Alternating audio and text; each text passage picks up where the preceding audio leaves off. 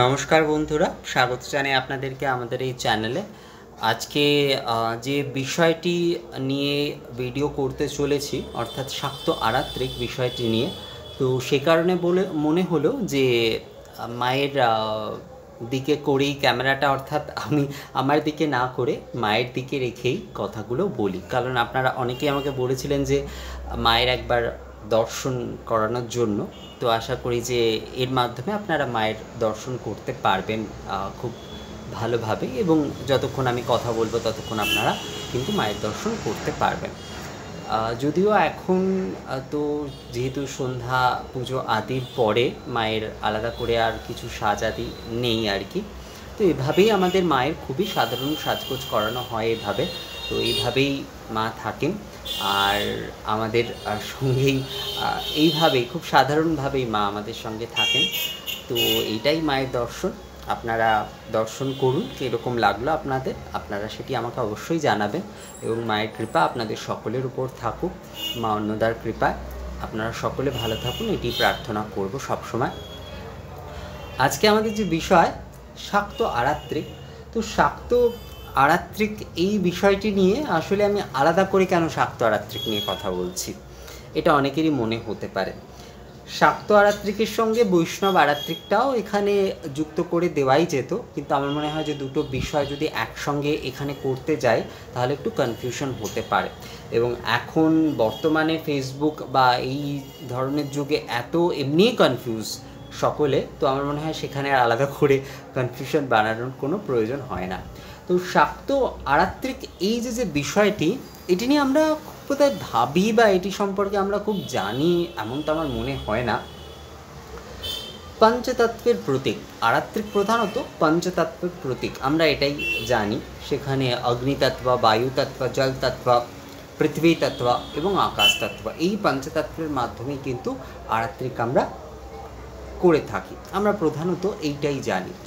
কিন্তু শাক্ত আরাত্রিকের কিন্তু মূল ভাবনা যদি দেখি তাহলে কিন্তু সেটি ওই এক ইয়তি রূপে আরাত্রিক করার বিষয় আসছে, এবং পঞ্চবায়ু রূপে, পঞ্চবায়ুর বিষয় কিন্তু সেখানে অধিক প্রাধান্য পাচ্ছে। এই পঞ্চবায়ু কারণ হচ্ছে শাক্ত ভাবনা, শাক্ত ভাবনা না, শাক্ত ভাব বিষয়টি, ভাবনাটি তো কল্পনা থেকে আসে। ভাব এবং ভাবনা দুটি বিষয় কিন্তু আলাদা। অনেক সময় আমরা ভাবনা শব্দটি বলে ফেলি, কিন্তু শাক্ত ভাব হচ্ছে কিন্তু ভক্তির স্ফুরণ, এবং তার সঙ্গে কিন্তু অবশ্যই তত্ত্ব আদিও জুড়ে যায়। কিন্তু ভাবনা হচ্ছে কিন্তু কল্পনা, সেই অর্থে যে যেরকমভাবে আমরা দেখতে চাইছি, যেরকমভাবে আমরা সাজাচ্ছি, আমরা পুজো করছি আদি, সেটা কিন্তু ভাবনার বিষয়। তো শাক্ত ভাব দিয়ে আমরা যদি দেখি, বা এখানে যদি শাক্ত তত্ত্বের কথা বলি, খুব ভালো হয় শাক্ত তত্ত্বের কথা বলি। যেমন আমরা এই যে নৈবেদ্য আদি যে নিবেদন করি, এই যে প্রাণায় স্বাহা, অপানায় স্বাহা, ব্যানায় স্বাহা, উদানায় স্বাহা, সমানায় স্বাহা, এই যে নিবেদনগুলির আসল অর্থ কী? আসল অর্থ হচ্ছে আমরা কিন্তু হৃদ কমলাসনে যিনি বিরাজ করছেন, আমাদের আনন্দময়ী মহামায়া আদ্যাশক্তি যিনি বিরাজ করছেন, তাকে আমরা কিন্তু ওই নৈবেদ্যটি ওইভাবে অর্পণ করছি। আসলে শাক্ত তত্ত্ব কিন্তু আসলে অদ্বৈত তত্ত্ব, সেখানে বিশিষ্টাদ্বৈতের একটি বিষয় তো আসেই। কারণ আমাদের তো প্রথমেই সবাই অদ্বৈতে যেতে পারে না, বা অদ্বৈতে সেটা যাওয়াটা সম্ভব হয় না। তো বিশিষ্টাদ্বৈতের একটি বিষয় আসে, যেমন অনেকেই বলেন যে আমাদের কালীকুলের বিষয়টি প্রধানত অদ্বৈত তত্ত্বের উপর, এবং যে শ্রীকুলের যে বিষয়টি সেটি হচ্ছে বিশিষ্টাদ্বৈতের উপর। না, বিষয়টি ঠিক তা নয়, অদ্বৈতের উপরেই শাক্ত ভাবনাটি কিন্তু অদ্বৈতের উপরেই, কিন্তু প্রথম অবস্থায় বিশিষ্টাদ্বৈতের যে ভাবটি সেটি খুব আবশ্যক হয়। কিন্তু মূলত শাক্ত তত্ত্ব কিন্তু নির্ভর করে কিন্তু অদ্বৈত তত্ত্বের উপর। সেটা কালীকুল হতে পারে বা শ্রীকুল হতে পারে। শ্রীকুলের আসলে অনেকগুলো আচার এবং অনেক রকম বিষয় অনেক বেশি আলাদা। তো আলাদা বলতে সেখানে ভাবের অনেক রকম আলাদা আলাদা বিষয় রয়েছে।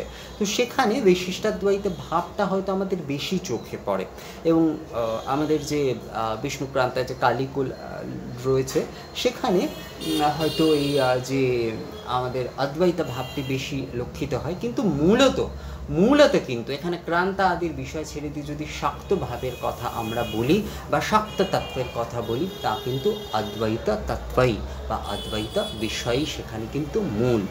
তো যেখানে শাক্ত অদ্বৈত বিষয় আসছে, শাক্ত অদ্বৈত দর্শন যেখানে আসছে, সেখানে কিন্তু ইয়তি একটি মূল বিষয় হয়ে যাচ্ছে। অর্থাৎ সেখানে কিন্তু দেবী যে আদ্যাশক্তি, আদ্যাশক্তি বলতে আমরা কি বুঝতে পারি? আমরা আদ্যাশক্তি বলতে আসলে আমরা কি বুঝতে পারি? আদ্যাশক্তি অর্থাৎ হচ্ছে এই যে আমাদের পঞ্চবায়ু, যা ভিন্ন আমরা কিছুতেই করতে পারবো না, আমাদের কোনো অস্তিত্ব নেই এই পঞ্চবায়ু ছাড়া। তো এই পঞ্চবায়ুই কিন্তু হচ্ছেন আদ্যা, অর্থাৎ নিরাকার রূপ, শক্তির নিরাকার রূপ। আবার অগ্নি, জ্যোতি, এই হচ্ছে শক্তির কিন্তু নিরাকার রূপ। এই বায়ু এবং অগ্নি মাধ্যমে কিন্তু যদি দেখা যায় যে অন্যান্য যে তত্ত্বগুলি, সেগুলো কিন্তু এর মাধ্যমেই হচ্ছে। এই অগ্নি এবং বায়ুই এই জন্য মূল তত্ত্ব বলা হয়েছে, এবং অন্যান্য তত্ত্বগুলি কিন্তু এর সঙ্গেই যে কারণে সম্পর্কযুক্ত সেই অর্থে। তো শাক্ত তত্ত্ব যদি আমরা মূলত মানি, তো সেখানে কিন্তু অগ্নি এবং বায়ুর খুব গুরুত্ব, যে কারণে এই আমরা পুজোর মধ্যেও আমরা দেখে থাকি, পুজো তো তন্ত্রটি মাধ্যমেই হয়ে থাকে, অর্থাৎ আগম ছাড়া তো পুজো সম্ভব না। এই যে বহ্নি প্রাকার, বহ্নি আবাহন করা, এবং যে পঞ্চবায়ুর মাধ্যমে যে আমরা ন্যাস আদি করছি, এবং পঞ্চবায়ুর মাধ্যমে নৈবেদ্য আদি নিবেদন করছি, আমরা ধূপ দ্বীপ নিবেদন করছি, আমরা নৈবেদ্য নিবেদন করছি, আমরা যে আরাত্রিক আদি সমস্ত কিছু করছি, এটি কিন্তু মূলত এই বায়ু এবং অগ্নি তত্ত্বের মাধ্যমেই হচ্ছে, যদি আমরা খুব ভালোভাবে দেখি। তো শাক্ত তত্ত্বে কিন্তু এই বিষয়টি খুব মূল, এই বিষয়টি কিন্তু খুব মূল। তো শাক্ত আরাত্রিকের ক্ষেত্রে কিন্তু ধূপ এবং দীপের বিষয়টি কিন্তু মূল। আমি এই কিছুদিন আগে একটি উৎকলের একটি বিষয় নিয়ে পড়ছিলাম, পূজা পদ্ধতি নিয়ে পড়ছিলাম। তো সেখানে মা বিমলার পূজা পদ্ধতি সম্পর্কে বলা হয়েছে যে অগরু ঘৃতবাতি কর্পূরে আরতি, অগরু ঘৃতবাতি কর্পূরে আরতি। মায়ের পুজোর ক্ষেত্রে বলা হয়েছে দারিম, নারকোল এবং রক্তপুষ্পে মায়ের পুজো করতে হবে, এবং অগরু, ঘৃতবাতি এবং কর্পূর দ্বারা আরাত্রিক করতে হবে। তো এই যে আমাদের পুরনো, যদি আমাদের শাক্ত আমাদের আরাত্রিকগুলো আমরা যদি দেখি, বর্তমানে এখন তো সব কিছুই কপি পেস্টের আরাত্রিক হয়ে চলেছে প্রায়, অর্থাৎ পঞ্চপ্রদীপ, কর্পূর এবং তার সঙ্গে জলপূর্ণ শঙ্খ, বস্ত্র, পুষ্প এবং চামর। এটা কিন্তু ভুল, আমি কিন্তু একবারও সেটা বলছি না, আমি কিন্তু একবারও এটা বলছি না। অনেকেই হয়তো বলতে পারেন যে আপনি কি এটাকে ভুল বলছেন, একবারও নয়, এটাকে আমি একেবারেই ভুল বলছি না, এটা একেবারেই ভুল নয়। কিন্তু এটির মধ্যে কিন্তু বৈষ্ণব ভাব অনেক বেশি, এটির মধ্যে কিন্তু পঞ্চতত্ত্বের বিষয়টি থাকলেও এটি কিন্তু পঞ্চ নিরাজন, যেটিকে আপনারা দেখবেন যদি সেই অর্থে খুব বৈষ্ণব লোকজনের সঙ্গে আপনারা খুব মেলামেশা করেন, তো পঞ্চ নিরাজনের আসলে আমরা তো এখন সবই আধা আধা বিষয় জানি, এবং কপি পেস্ট করে একটা বিষয় চালিয়ে দিই আর কি বলতে গেলে। এবং অনেকে বলবে আমাদের বাড়িতে তো আমরা এইভাবেই আরতি করে এসছি বহুকাল ধরে, করে থাকতেই পারে, তাতে কিছু সমস্যা নেই, তাতে কিছু সমস্যা নেই। কোনো শাক্ত বাড়িতে যদি এই পদ্ধতিতে আরতি হয়, তাহলে সেটা কিছু সমস্যার বিষয় নয়। কিন্তু শাক্ত তত্ত্বের যদি আমরা মূল বিষয়টি দেখি, আমরা ছোটোবেলায় যে দুর্গাপুজোর, এই পাড়ার যে দুর্গাপুজো আদিতেও যে আরাত্রিক দেখতুম, তাতে দেখতুম যে যিনি পণ্ডিত আরতি করছেন, তিনি কিন্তু এই ধুনুচি নিয়ে, এবং তারপরে 28টি প্রদীপ, 28টি বা 21টি প্রদীপ নিয়ে, এবং তারপরে পঞ্চপ্রদীপ নিয়ে, তারপরে রক্তপুষ্প নিয়ে আরাত্রিক করে, তারপরে কিন্তু ওই তালপাথা দিয়ে আরাত্রিক করতেন। এবং এটা কিন্তু তখন ছিল, এই যে স্বতন্ত্র যে আরাত্রিক বিধিটি, এটা প্রায় এখন নেই, এখন ওই কপি পেস্ট আরতিই আর কি চলছে বলতে গেলে। তো এই স্বতন্ত্র আরাত্রিক ধারাটি প্রায় নেই। বেনারসে যে আরাত্রিকটি করা হয় বর্তমানে, এটি কিন্তু সেই অর্থে শাক্ত আরাত্রিক। সেখানে কিন্তু প্রথমেই মঙ্গলাচরণ করা হচ্ছে ধূপ দিয়ে, এবং তারপরে ধুনুচি ধূপ দিয়ে আরাত্রিক করা হচ্ছে, তারপরে দীপমালা, তারপরে হচ্ছে ওই জ্যোতি অগ্নি, ওটা কর্পূর আমরা অ্যাকচুয়ালি বলি, ওটা কর্পূর নয়, ওর মধ্যে বাতি থাকে, ওর মধ্যে 51টি বাতি দিয়ে এবং তার মধ্যে কর্পূর দিয়ে ওটি প্রজ্বলন করা হয়। তো ওইটি দিয়ে ওইভাবে আরাত্রিক করে, এবং তারপরে পুষ্প আদি দিয়ে আরাত্রিক করে, পাখা এবং চামড় দিয়ে ওরা এই শঙ্খ জলে কিন্তু আলাদা করে আরাত্রিক হয় না। প্রত্যেকবার এই ধূপ দ্বীপ যখন আরাত্রিক হয়ে যায় তারপরে কিন্তু ওই জল দিয়ে ওটাকে শীতলই, শঙ্খের জল দিয়ে ওটাকে শীতল করে নেয়, কিন্তু আলাদা করে কিন্তু শঙ্খ জল আদিতে কিন্তু আরাত্রিক করেন। মূলত অগ্নিতত্ত্ব এবং এই যে বায়ুতত্ত্ব, এই মূলত অগ্নি এবং ইয়তি তত্ত্বেই কিন্তু তারা এই আরাত্রিক করে থাকেন, অর্থাৎ পঞ্চবায়ু তত্ত্বে এবং ইয়তি তত্ত্বেই কিন্তু মূলত আরাত্রিকটি হয়ে থাকে। তো শাক্ত আরাত্রিকের কিন্তু মূল বিষয়টি এইখানে, অর্থাৎ যেখানে এই অদ্বৈত বিষয়টি আসছে খুব স্বাভাবিকভাবেই, যদি খুব সাধারণভাবে আমরা বুঝতে চাই, তো সেখানে কিন্তু ওই যে অর্থাৎ নিরাকার ভাবটি, নিরাকার কথাটি না, আসলে নিরাকার কথাটি আমরা বললে তো এইভাবে বুঝতে পারি না, তো সেখানে ইয়তি বিষয়টি হচ্ছে খুব ঠিকঠাক বিষয়। নিরাকার বিষয়টি খুব উচ্চ মার্গের যাদের আধার বা উচ্চ সেই সাধনায় বা সেই স্তরে যারা পৌঁছে গিয়েছেন আর কি, তো এটি তাদের জন্য, এই শব্দটি তাদের জন্য খুব ঠিকঠাক। এটি আমাদের মতো সাধারণদের জন্য, মানে আমি নিজেকে বলছি, আমি নিজে খুবই সাধারণ, তা আমাদের জন্য কিন্তু ইয়তি বা মহায়তি এই শব্দগুলি খুব ঠিকঠাক। তো ইয়তি মাধ্যমে কিন্তু এই শাক্ত আরাত্রিকের বিষয়টি কিন্তু মূলত হয়ে থাকে।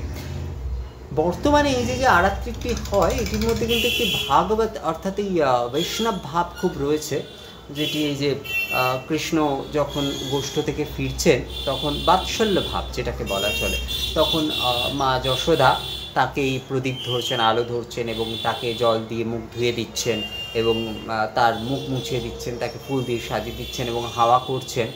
এই যে ব্যাপারটি, এটির মধ্যে কিন্তু বৈষ্ণব ভাব অনেক বেশি রয়েছে। এই বিষয়টির মধ্যে কিন্তু বৈষ্ণব ভাব, যদি আপনি আরাত্রিক সম্পর্কিত এখন বর্তমানে যে আমাদের বই আদি দেখেন, এবং বেলুড় মঠেরও আরাত্রিক নিয়ে যে কত বইগুলি রয়েছে, আরাত্রিক বিষয়ক যে বইগুলি রয়েছে, তো সেগুলির মধ্যে আপনি যদি দেখেন এই বিষয়টি কিন্তু সেখানেও উল্লেখ করা রয়েছে, এই বিষয়টি, কারণ এটি কিন্তু এই বাৎসল্য ভাবের একটি বিষয়, এই বিষয়টি কিন্তু বাৎসল্য ভাবের একটি বিষয়। আবার যদি তন্ত্রোক্ত অর্থাৎ যদি বৈষ্ণব আগামের বিষয়েও আমরা ধরি, আমরা যদি এই উড়িষ্যায় এই বৈষ্ণব আগাম এবং শাক্ত আগাম দুটোই খুব গুরুত্বপূর্ণভাবে আমরা দেখতে পাই, অন্তত রিচুয়ালের ক্ষেত্রে। তো সেখানে যদি আরাত্রিক আপনি দেখেন প্রত্যেক মন্দির আদিতে, তো সেখানে দেখবেন কিন্তু দ্বীপ একের অধিক দ্বীপ দ্বারাই আরাত্রিক করা হচ্ছে, ধূপ দ্বারা আরাত্রিক করা হলো এবং একের অধিক দ্বীপ দ্বারা আরাত্রিক করা হচ্ছে। এটি কিন্তু ওখানে মূল, কারণ এই যে আমাদের যে আরাত্রিকের যে মূল ভাবনা, এটি কিন্তু এই ইয়তি থেকেই আসছে। এই যে ওই এক ইয়তির একটি অংশ এবং এই যে পঞ্চবায়ু মাধ্যম, যার মাধ্যমে আমরা শ্বাস প্রশ্বাস এবং আমাদের এই যে সমস্ত পূজা আদির বিষয় চলছে, তো এটি কিন্তু এই পঞ্চবায়ু মাধ্যমেই হচ্ছে, পঞ্চবায়ুর মাধ্যম এবং হচ্ছে এই ইয়তি দ্বারাই আরাত্রিক। এটি কিন্তু মূলত আদি শাক্ত আরাত্রিক। শাক্ত আরাত্রিকের মূল বিষয় কিন্তু এইটি। সেখানে কিন্তু এই যে জল বা অন্যান্য বিষয়গুলি চামড় দিয়ে আমরা আরাত্রিক করি, কারণ সেটি শীতলীর বিষয় থাকে, শীতলীকরণের বিষয় থাকে। কিন্তু আমরা যদি এখনও পুরনো বেশ কিছু পুজো দেখে থাকি, যেমন দক্ষিণের দিকে ওখানে ধূপ এবং দীপ আরাধনাই মূল, ধূপ আরাধনা এবং দীপ আরাধনাই মূল, একের অধিক ধূপ পাত্র দ্বারা এবং একের অধিক দীপ পাত্র দ্বারা। এটি কিন্তু ওই শাক্ত ভাবেরই বিষয়, শাক্ত তত্ত্বেরই কিন্তু আরাত্রিক হচ্ছে সেখানে। অনেকে এটিকে শৈব তত্ত্বও বলে থাকেন, তো সেটিও কিছু ভুল নয়, কিন্তু মূলত যদি দেখা যায় এটি কিন্তু এই শাক্ত তত্ত্বেরই আরাত্রিক, অর্থাৎ ওই শাক্ত অদ্বৈত তত্ত্ব আমরা যদি ধরি, বা ওই নিরাকার তত্ত্ব বলবো না, যদি ইয়তি তত্ত্বের বিষয় দেখি, তাহলে কিন্তু এটি এখানে তাই।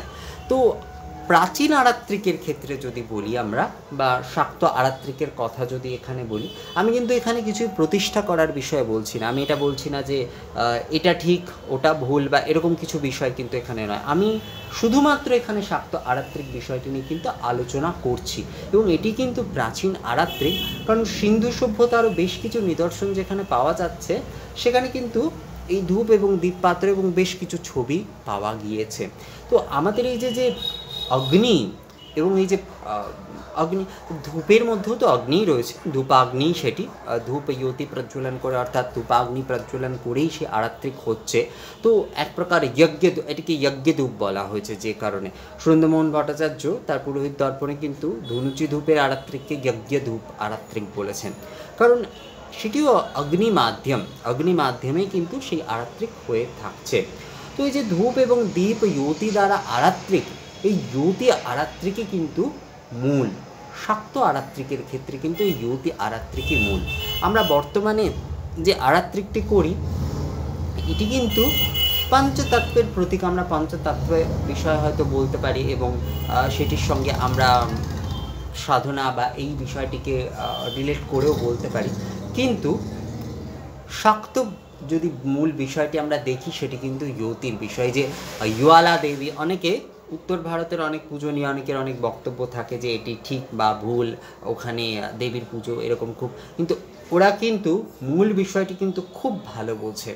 আমি তো দিল্লিতে থাকাকালীন এই বিষয়টি দেখেছি, এবং ওরা কিন্তু দেবীকে ইয়তি রূপে দেখেন, ইয়োয়ালা দেবী রূপে দেখেন, বা ওই অখণ্ড ইয়তি রূপে দেখে ওইটিকেই কিন্তু খুব গুরুত্ব দেন, এবং ওই ইয়তি দিয়েই কিন্তু ওই ধূপ দীপ দিয়েই কিন্তু, যদিও ধনুচি ধূপের প্রচলন ওই দিকে তো খুবই কম সেই অর্থে বলতে গেলে, এখন যদিও বেশ কিছুটা তারা করে থাকেন, আর তবুও ধূপের আরাত্রিক আছে। ধূপ এবং দীপ এই ইয়তি দ্বারা কিন্তু আরাত্রিক সেখানে কিন্তু মুখ্য। এই যে শাক্ত আরাত্রিকের এই যে প্রাচীন বিধিটি, এই বিধিটি কিন্তু প্রায় এখন বলতে গেলে দেখা যায় না। তো এই যে ইয়তি আরাত্রিক, ইয়তি মাধ্যমে এই যে আরাত্রিক করা, এটি কিন্তু ধূপ এবং দীপাগ্নি, ধূপাগ্নি এবং দীপাগ্নি, এই ধূপ এবং দীপ ইয়তি, আবার এই পঞ্চবায়ুর মাধ্যমে, কারণ বায়ু মাধ্যমেই ধূপ এবং দীপের যে ধূম্র সেটি তো পঞ্চবায়ু মাধ্যমে একাকৃত হচ্ছে।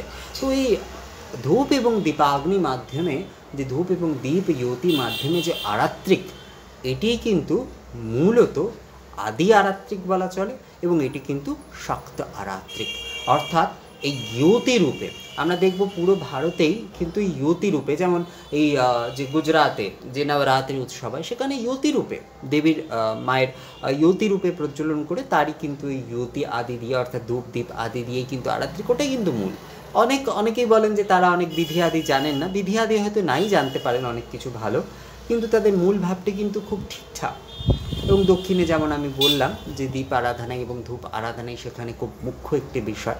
তো এই আদি আরাত্রিকের যদি বিষয়টি দেখি, সেখানে কিন্তু এই যে জলপূর্ণ শঙ্খ বস্ত্র আদি এগুলোর বিষয়টি সেখানে আর খুব গুরুত্বপূর্ণভাবে কিন্তু আসছে না, সেখানে কিন্তু মুখ্য রূপে কিন্তু ইয়তির বিষয়টি আসছে, অর্থাৎ ধূপ এবং দীপ।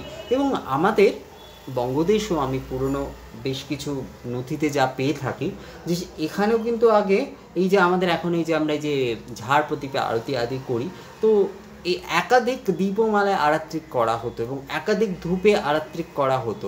এই যে এখন তো ধনুচি নাচ টাচ এরকমই শুধু একটা বিষয় করে দিয়েছি, বিষয়টি কিন্তু তা নয়।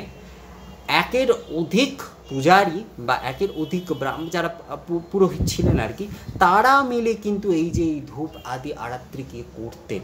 তো এই ইয়তি নিয়ে তারা কিন্তু আরাত্রিক করতেন। তো এই যে শাক্ত আরাত্রিকের কিন্তু মূল বিষয় এইটাই, এই ইয়তির মাধ্যমে কিন্তু আরাত্রিক, সেখানে কিন্তু আর অন্য তত্ত্বের বিষয় নয়, সেখানে কিন্তু বায়ু এবং অগ্নি তত্ত্ব, অর্থাৎ এই ইয়তি বিষয়টি কিন্তু সেখানে খুব গুরুত্বপূর্ণ হয়ে যাচ্ছে। তো এই বিষয়টি খুব গুরুত্বপূর্ণ। যদি আমরা শাক্তভাবে বা শাক্ত তত্ত্ব অনুযায়ী যদি আরাত্রিক করি, তো সেখানে কিন্তু অগ্নি মাধ্যমেই আরাত্রিকটাই কিন্তু সেখানে মূল। বাকি যারা যেভাবে আরাত্রিক করছেন সেটা কিছুই ভুল নয়, আরাত্রিকের অনেক রকম বিধি, অনেক রকম বিষয়ের কথা বলা হয়েছে, কিন্তু এই যে বারাণসী আদিতে এখনও যে আরাত্রিক করা হয় এটি কিন্তু শাক্ত আরাত্রিক, কিন্তু আমাদের বঙ্গদেশে বলতে গেলে সেই অর্থে শাক্ত আরাত্রিকের বিষয় নেই। শাক্ত আরাত্রিক কিন্তু সেই তুলনায় কিন্তু এখন দেখাই যায় না আর কি বলতে গেলে। তো এইটাই হচ্ছে বিষয়, এটাই বলার ছিল যে আমাদের শাক্ত আরাত্রিকের মূল বিষয় কিন্তু এই যে এক অদ্বিতীয় যে জ্যোতি বা আদ্যাশক্তি, সেই জ্যোতি রূপেরই ধূপ দীপ ধূপাগ্নি দীপাগ্নি জ্যোতি দ্বারা তা প্রজ্বলন করে সেই জ্যোতি দিয়েই কিন্তু আরাত্রিক করা, এটাই কিন্তু শক্ত আরাত্রিকের মুখ্যতা। তো বিষয়টা আপনাদের কেমন লাগলো আমাকে কমেন্ট করে জানাবেন, এবং মায়ের দর্শন আপনারা করলেন। পরবর্তী আবারও ভিডিওতে, আরেকটি ভিডিওতে নিশ্চয়ই আপনাদের সঙ্গে কথা হবে। ততক্ষণের জন্য নমস্কার।